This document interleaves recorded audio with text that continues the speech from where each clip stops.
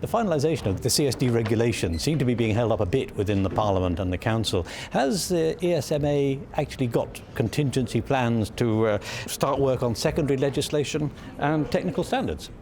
Well, what we always do, and we have done it before in other areas like the derivatives area, now also in the area of the MiFID area, is we'll try already, let's say, pre-work and advance the work before the political agreement is reached.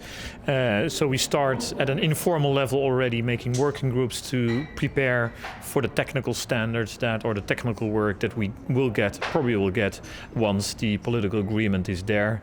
And so that ensures that once the political agreement is there, we can very quickly start our consultations with the stakeholders and start the whole process of making our technical standard work, technical advice work.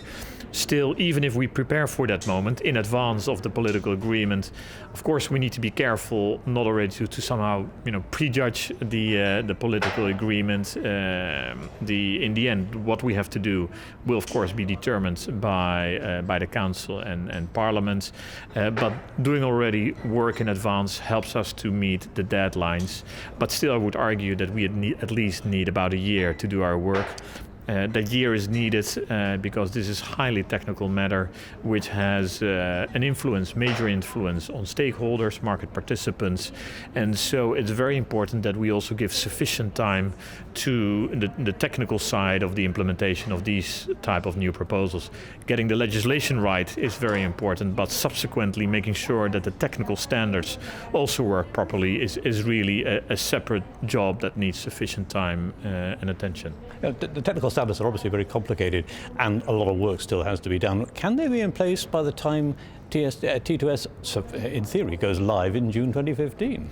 Well, I think, as I just said, is what is very important for us.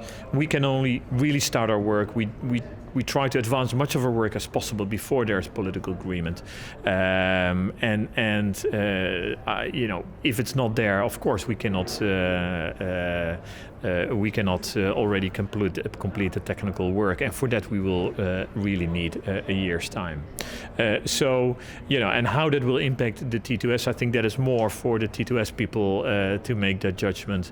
I would emphasize the point, it's very important that the agreement is there on the political side on time, because that really can only start, let's say, the consultations with the stakeholders. Now, a number of the barriers that remain are vested in the problems of national legislation, national rules. How can they be overcome? Well, I think this is a CSDR, and the regulation, the R refers to regulation, which means that we go to a really European standard, really European legislation. And so this is not a directive, and so that implies that we really move to one standard across Europe, and in that sense it will very much help the internal market in the area of CSDs. Will this actually speed up the whole business of post-market settlement? Will harmonisation happen and make a big difference to the financial market? I think we are already in the middle of the process for 2-3 years now, and I can see on a daily basis how it's fundamentally changing the internal market for post-trading.